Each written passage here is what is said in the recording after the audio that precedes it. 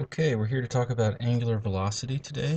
Um, Angular velocity is a confusing thing for lots of trigonometry students.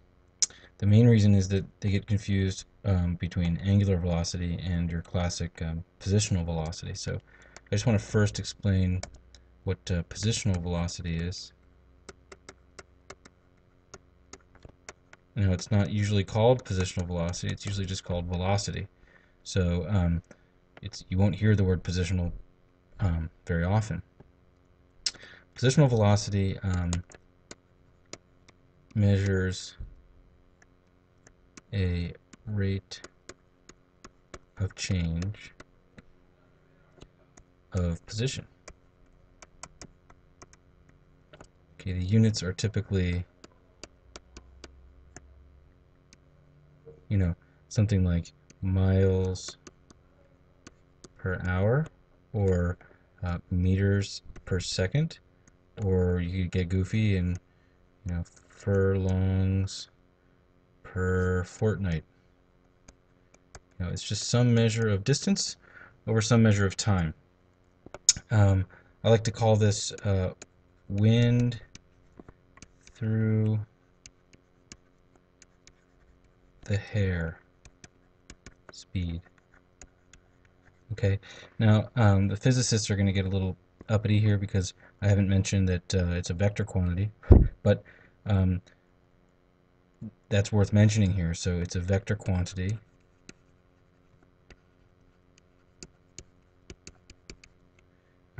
This is sort of a starred topic, a vector quantity, which means that it has direction and magnitude. Okay, so to say that it's a wind in the hair speed isn't really a complete definition, but it does do a nice job distinguishing it from angular velocity. So positional velocity is a typical thing that you've measured in the past. Um, it's a vector quantity, whereas speed is a scalar quantity. We can talk about that at a different lecture, but for now, just understand that when we said velocity in the past, we were talking about a rate of change of position. Now, we want to distinguish that from angular velocity.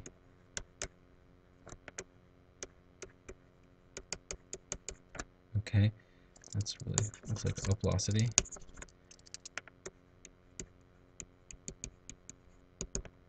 Okay, so this measures a rate of change of angle.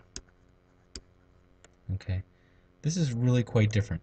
I mean, the units of this quantity are typically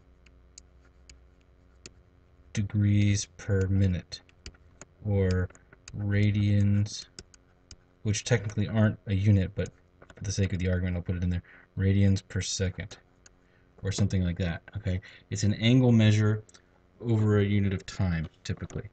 And I call this, this is not wind through the hair speed. It just measures how quickly is object going around a circle. Okay. This is also a vector quantity. You'd give it some direction of clockwise or counterclockwise. But that's for a different time. Let's just think for a minute about, say, a wheel. And here's just part of a circular wheel. So these are like the spokes of a wheel headed toward the center. I'm doing my best to do that. Looks pretty good. So imagine there's a let's say this wheel is stationary. Okay, it's got a fixed axle, and it's just spinning. Okay, so let's say it's spinning clockwise.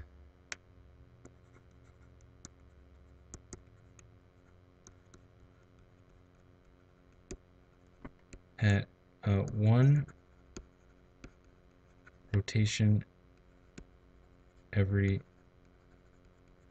3 seconds. Okay, so it's spinning slowly in a circle, and let's say that there's a little bug I'm not going to draw the bug like a bug. I'm going to draw it like a person because I'm a terrible artist. There's a person, and there is the person's hair streaming around as he goes that way. Okay, and let's say it's just got a bubble here. He's saying, "Wee." I'm going in a circle. Okay, that's his bubble thought. Okay, so we're going that way, clockwise. So the person or the bug here has two types of velocity. One, he has his wind in the hair velocity. How quickly is he going through space? That would be measured in feet per second, or miles per hour, or what have you.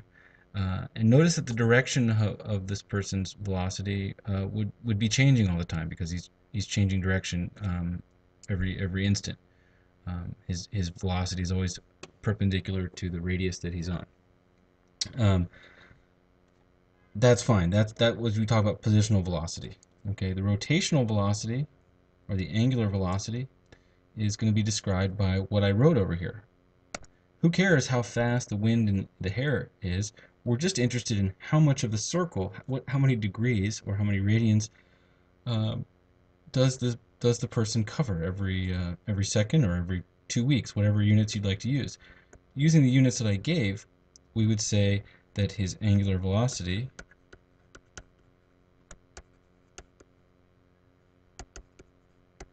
is simply 1 rotation per 3 seconds. I mean, that's a perfectly acceptable way of saying his angular velocity. But it might not make a lot of sense to the person who's listening. You might want to change that into different units.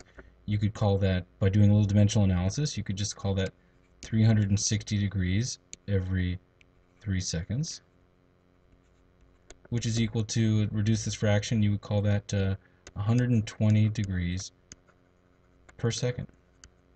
Okay, all these things are equal. You might even say that that's in radians. You might say that that's 2 pi radians. We don't usually write a unit for radians. It's just doesn't have one. I can explain that another time too. But 2 pi radians every 3 seconds, which is equal to 2 pi over 3. And the units of the, it's weird, it's just per second. But it's 2 pi over 3 radians per second. Okay, and that helps you understand just how much of the angle is being covered. So that's the distinction we're trying to make here between angular velocity and your classic positional velocity. Okay, so don't go anywhere forward unless you understand what the angular means in the phrase angular velocity. Okay, the next step here is to really understand where angular velocity appears, and for you to take away into trigonometry how to deal with angular velocity. So your classic equation for a sinusoidal function looks like y equals a sine b x minus h plus k. Or sometimes it's written like this, y equals a sine, and we distribute the b, and we write it as bx plus phi plus k. Okay, so understand that the angular velocity of the object that's being described by this sinusoidal equation is given right here as b in both equations. Okay, so b equals angular velocity. It's really simple. Okay, the reason why a lot of kids have a hard time with this is not that they don't understand how to work with b, it's just they don't know that b is the angular velocity. Okay, and just to compare, sorry for jumping around, but to compare here, we know that the equation y equals sine x has a period of 2 pi. If I say y equals sine 2x, now I've just made the angular velocity 2 radians for whatever unit we're gonna use. Okay, but I've basically just doubled it. I don't care what the units are. All I care about is that I just doubled them. So it makes sense now that this period would be halved because I'm now going around the circle, the unit circle, twice as quickly as I was before, making a cycle complete in half the amount of time. So the period is then halved. Likewise, if I said y equals sine of 10x, this would have a period of 2 pi over 10, or pi over. To generalize, we work with the sine of bx with some unknown angular velocity. Well, that equation, or that sinusoid, will have a period of 2 pi over b. Makes good sense. If b is bigger than 1, which is the standard angular velocity, then your trip around the circle has been sped up, and it's going to be completed in less time than 2 pi. So we're going to divide 2 pi by that value b. If b is some number between 0 and 1, when you divide 2 pi by it, you're actually going to be multiplying 2 pi by a reciprocal, making 2 pi larger, which makes sense because if b is between 0 and 1, then you've slowed down your trip around the circle, and it's going to take more time to complete the trip.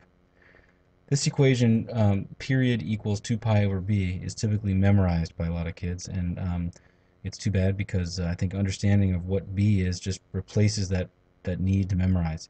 And textbooks don't typically do a very good job explaining what b is. So don't just go memorizing that period is 2 pi over b, even though it's often given those absolute value bars to make sure that the period stays positive.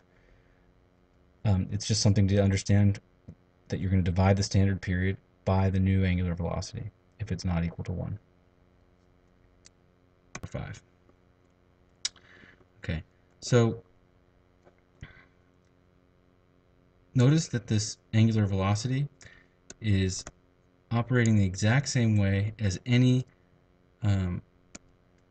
transformation done inside a function, as we've studied well in the past. So y equals f of x versus y equals f of, say, bx. Okay, this function is, or sorry, has a horizontal compression